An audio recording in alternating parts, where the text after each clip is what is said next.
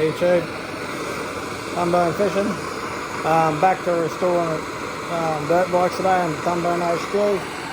Boys are still putting the springs in, and I thought I was just going to share this CR250 pipe. I bought it from America, completely stuffed. I bought it with the intent of restoring it, see if I could restore it to get a factory OEM pipe. Dents all through it, cracks all through it. I'll show you how much I've had to weld up. So I got this little hot devil, and I've been trying to get this dent out now for a while. So I went through a few different burners and just went down to the hardware store and got this one. And this thing's working a treat. Hot devil. So just getting this thing cherry red.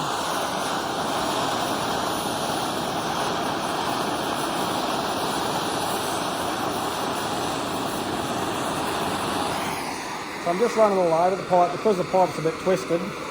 I'm just sort of heating it up everywhere, and I'm noticing that it's sort of coming back straight, like where it's kinked and like got kinks in it.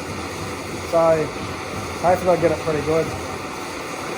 Yeah, if anyone knows, they've restored one of these Hondas.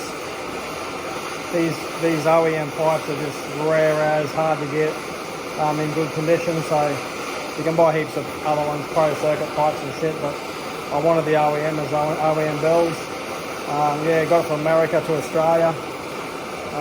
Bloke was a bit reluctant to sell it to Australia, so I talked him across backwards and forwards, and it was $80 US, but like $250 Australian to get it there. It's ridiculous, the freight to Australia. Anyway, he posted out, and he done a good job packaging it up. And this thing was dented up pretty heavily and cracked, so you see she's coming out pretty good. He's been going all over it, big dents here. Probably can't see it, but I'll show you in a minute. I've had to fully weld the little dent here, see if we can get this one out.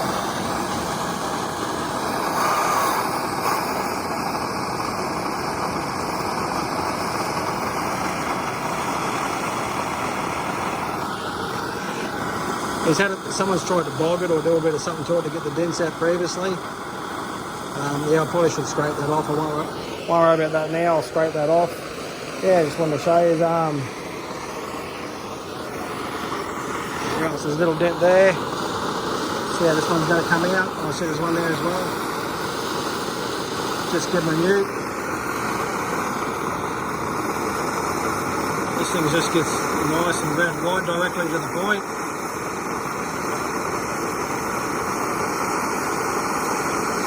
I find if the paint's stripped off at first, it definitely works better. Yeah, like that, where the paint's going, then it gets right in there hotter. I probably should have sandblasted it first and got all the paint off it, so I can really get there and have no contamination. Anyway, that's what's going on today in the CR250 pipe restoration.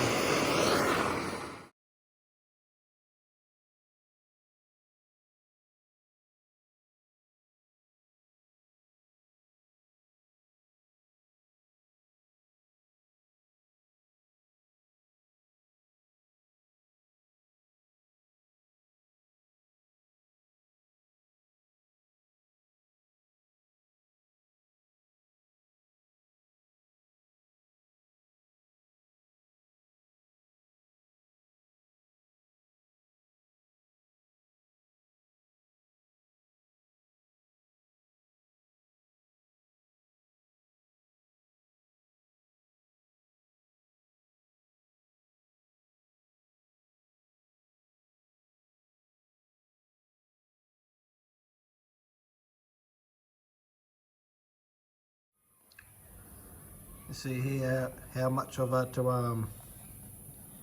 fill up on the welder. Fill it right up because of all the holes. So it's had a major damage in through here. Just had to get the weld it and build it all up to stop the leaks. You had to build it right up to stop the leaks. Just kept building up with the MIG, just bang, bang, bang, bang, bang, bang.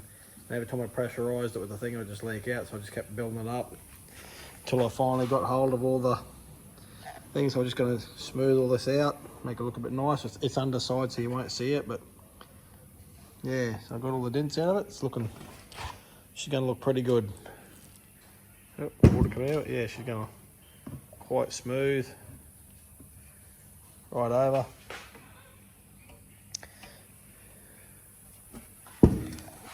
Can't wait to get it in the blaster and just bring it right back and then give it a nice coat of paint just to see it come up. So not too bad for a completely stuffed, well not completely stuffed, but pretty bad shape standard OEM pipe. And took a lot of searching on the internet to find one. Come up on eBay, cheap, was sitting there for a while. No one was obviously interested in it. I was willing to pull on the challenge to get that OEM pipe. So hopefully it comes up as good as I'd hoped it has. So it was worth the effort. Yeah, it was just to have that dent on there, that rib all over it. Obviously that's part of the OEM pipes. Ugly as hell, but from the day that's what it was, and that's what I was hoping to achieve. So all right then, thanks. Continue on.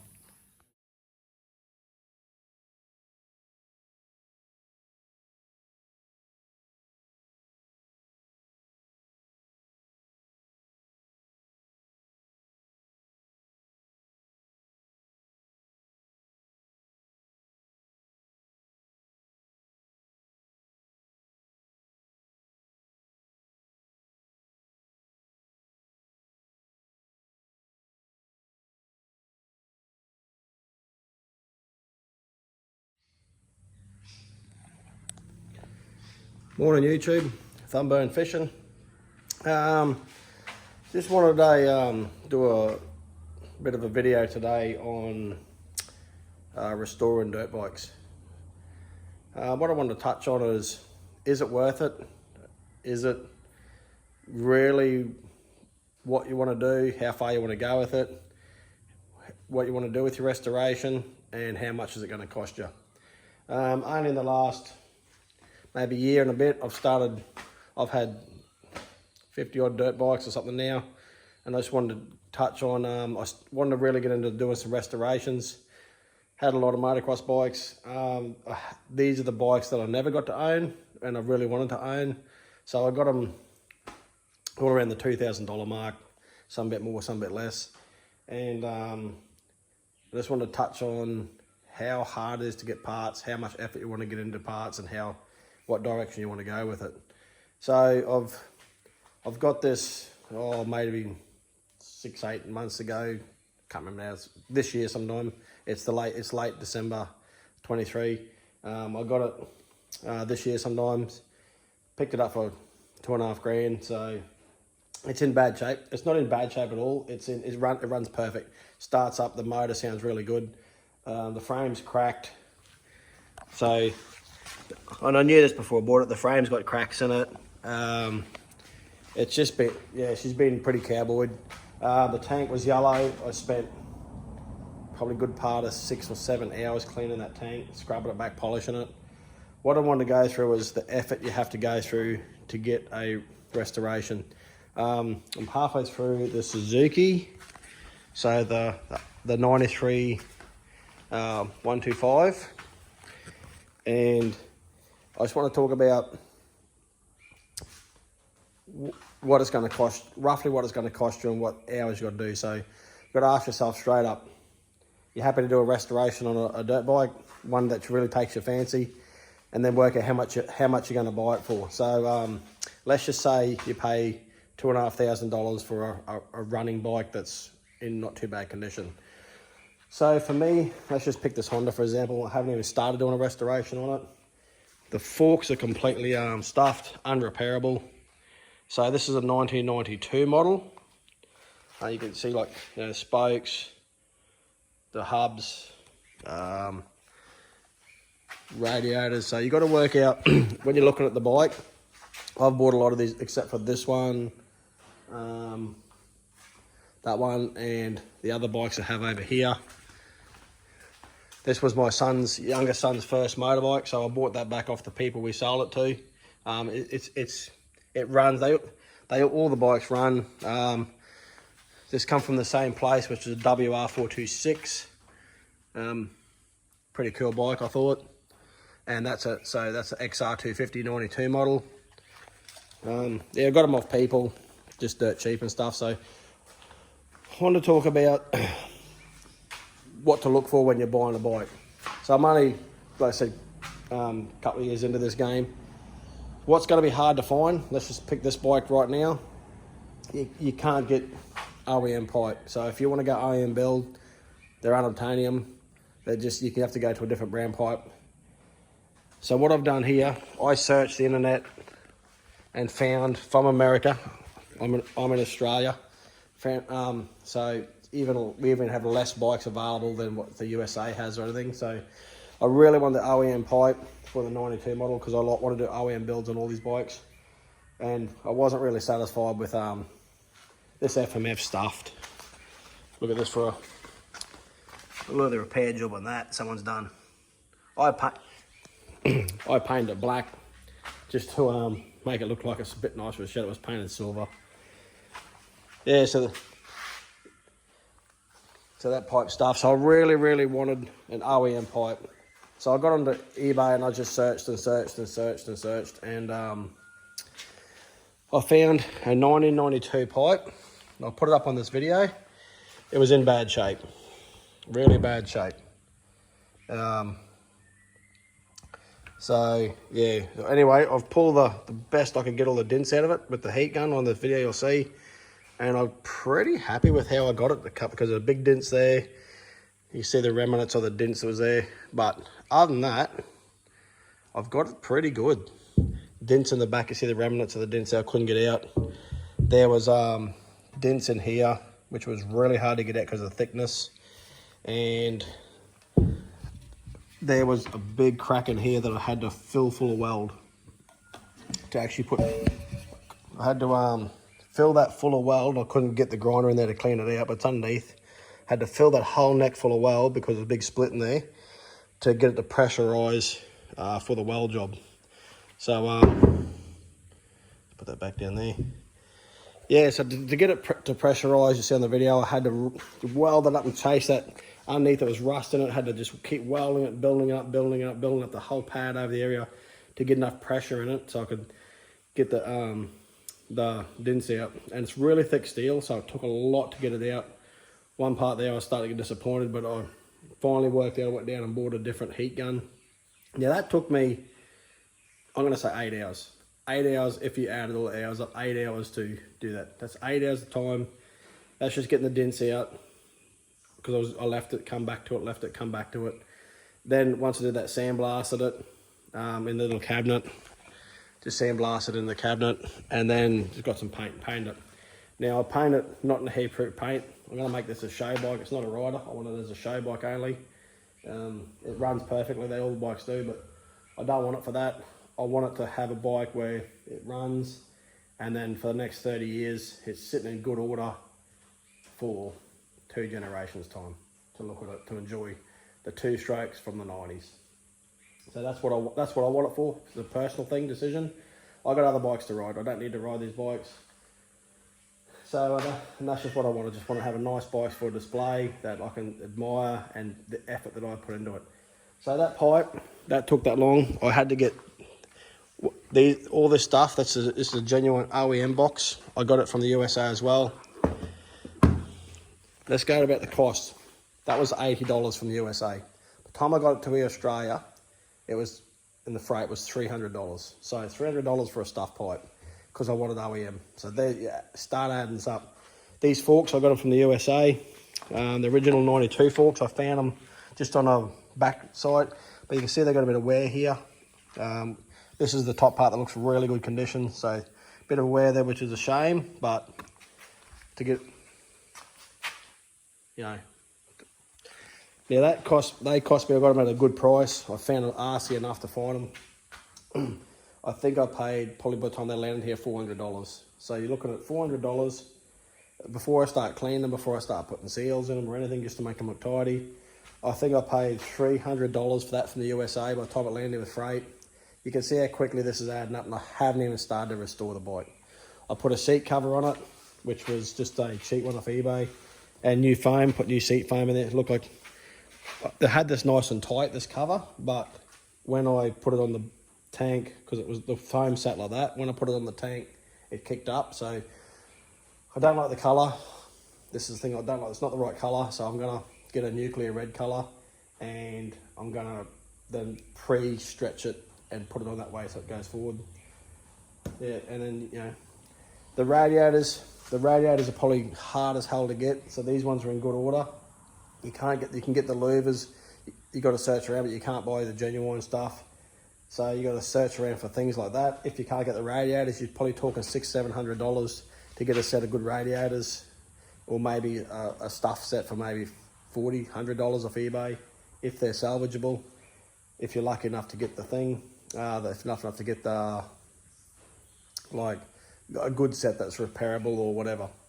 So you add it up fast. Then you got to look at the cost of spokes, the wheels, if the rims are in bad shape, the hubs, the bearings, the engine, whether you want to do it yourself or send it out for vapor blasting. I have no access to all that stuff here. I do, it's 1,000 k's away. If I got to pack it up, send it in the mail. There's freight costs, all that stuff, so you can see how this is adding up. Then if you need blasting or somewhere to do it, or do you buy a bike that is already been half restored for say $6,000 or $7,000? But then you got to ask yourself, do you want it just to have someone else restore it, or do you want to restore it for yourself because you enjoy restoring it? I enjoy restoring it. That's why I want to do it and bring it back to us. And I want to do it to a level that I'm happy with. You can see when I restored this IT, very happy with myself for my first complete restoration. I just done this all back to every original part I could possibly find around the world. And then I done it all myself, so really happy with the way that turned out. Absolutely stoked on it. Needs to clean up, it's obviously dirty from a bit of dust on it. The fella who actually, the gentleman who gave it to me, I just caught up with him, and he's got another complete engine at his shed that he found, didn't even know it was there, and he thinks he might have the original silencer for it. He wasn't sure, so he's going to keep looking through his shed. He's got a shed full of gear, so he thinks he might have the original silencer for it. So, and there's not far from me, so that's good. And also, the gentleman who bought it brand new, I caught up with him, and he has the original receipt where he bought it, and the original owner's manual that came with the bike in 1982. How cool is that? So I got the original tools and the original receipt. When he bought it, he still got it, and the original owner's manual. So that's just amazing to have that history of the bike. So those two boys are yet to come and catch up and look at it.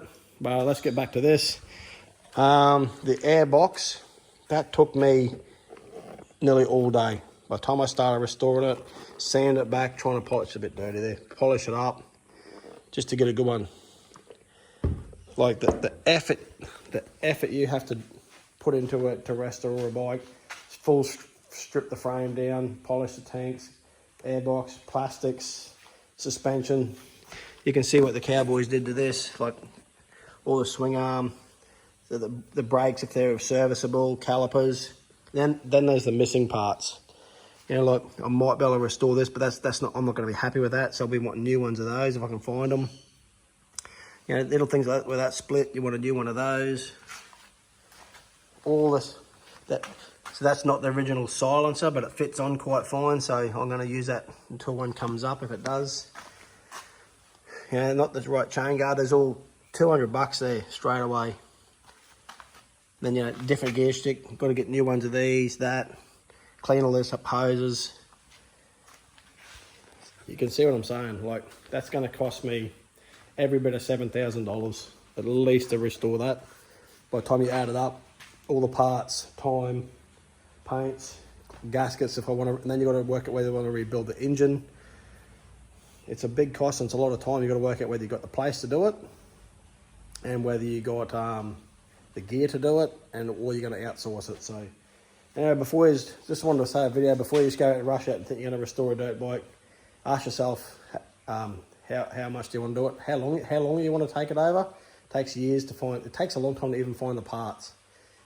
If you want OEM parts, or whether you want to just try and get like genuine spokes, which I doubt it, so just get aftermarket spokes. It's not that important. Clean the hubs up, strip it down. There's a week there. Stripping the wheel down, whether I want to try and polish this rim up to use it because it's in good order, because you want OEM, and then obviously blast and paint the hubs, clean the discs up, re-spoke it, re-trill it, another tyre, put it on there. You're talking, if I need another rim, is easy $1,000 there. $1,000 just in the front end, realistically, by the time you did it, and then your time on top. So anyway, people, yeah, so I just wanted to do the video about restoring dirt bikes and how much really energy's into it. The Suzuki engine I've got on the bench there, I've started blasting it down to clean it up, and then I'm going to paint the cases, and I found this paint here, which I'll show you. This paint here is called Monument. It's in Australia, we got Colorbond. Colorbond's like corrugated iron you put on the roof, and that's Monument colour. So that's actually the colour that is so close. I haven't got it here now, but so close to the original. It's here somewhere, but I've already painted the ignition cover, and it's spot on. Because I had the ignition cover, I bought a second-hand ignition cover, and it was already one part of it was still original, and I painted it and compared it, was spot on. So yeah, and painting the frame. I had to do some repair jobs on this frame. It had been an accident. I didn't even know, but when I pulled it apart, you could see it had been an accident. There was some repair jobs already to the frame, which was fine. It's a show bike. It's all straight. It just had obviously had some cracks in it. So the stickers are shit. Completely, I bought them off an eBay thing. They're not even close. Not even close to the original Suzuki ones. I have found in Australia, Ringmaster Graphics in Port Douglas. They're just been going through a cyclone right now, so they probably haven't even got power on their shop or website. But they do a really close genuine one, so aftermarket one. So I'm going to get some of those for the bike. Really taken me a lot of effort to try and get this here, to get this close without the wrinkles. I'm hoping they're just going to come out. I've done this cover 3 times to try and get this out, to get this stretched over this frame, and to pull this down here, and then trying to get this where it's got no gap here. I'll have to obviously sort that out there to bring that down a bit more there, to make that nice and flush. I even bought 2 seat covers in case I tore one. I'm trying to get this, and I had this nice and straight, but as I'm trying to make this manipulate around here nice, it's pulled it down a bit. That took me like 3-4 goes just to muck around with that, and so, that's just time. Polished the tank up, cleaned all the clamps up. There was nearly a day cleaning the clamps up, blasting them, cleaning them, smoothing them down with steel wool. Then to find out that someone's modified the bottom of the clamp to fit a different caliper when I took it off, so that broke my heart. So I can probably put it on there, but it's just not the same as having the full original unmodified. So I just gonna have to buy another set of RM forks, or just the bottom fork leg, to fix that up, to make it look like it hasn't been tampered with. So just that's what it costs, the things you find. The fork legs are in really good order on this bike. Yeah. The pipe on this one, to find a 93 pipe, has just been virtually impossible. The 94, 95, yep, I can get stuff for that. I've actually I got a genuine pipe in a box, Yamaha, which I got from Germany. Get it down for you people. Yep. Go bad.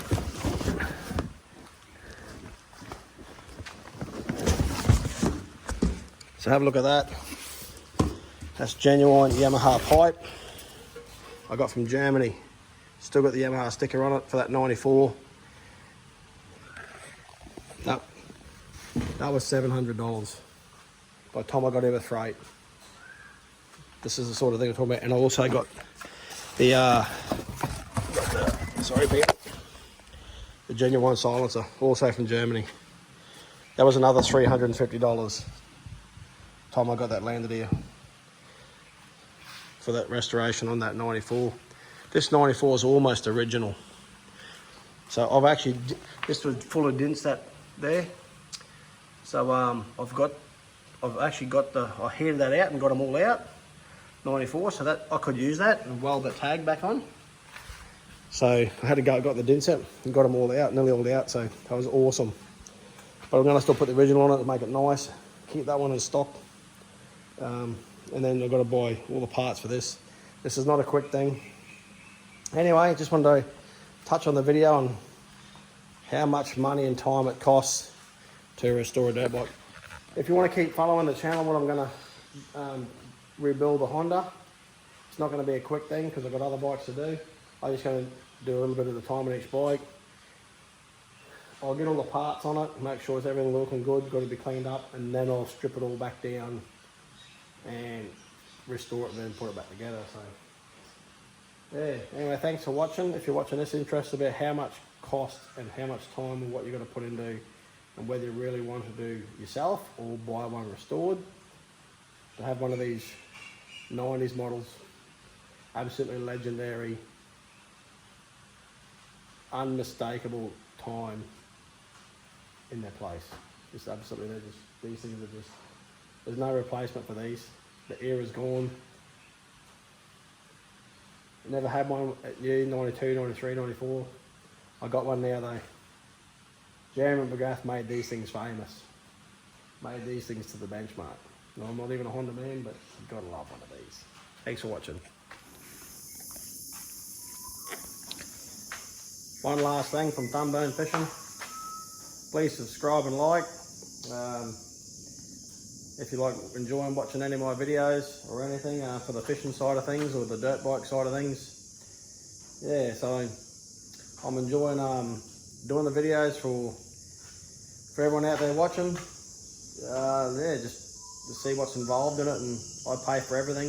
I'm not sponsored by any way for the fishing side of things, bike side of things. I got a normal job like the rest of us, the rest of you people out there, and pay for everything myself. So just a good hobbies, keeps me going, keeps me interested, keeps me busy, and yeah, I enjoy just being at home and tinkering, and it's great. So anyway, subscribe and like please, and if you want to watch the builds on any of the bikes or anything, I'll keep doing videos slowly as I go on how things happen, and a few more videos of the fishing. So yeah, thanks for watching Thumbone Fishing. Thanks very much again.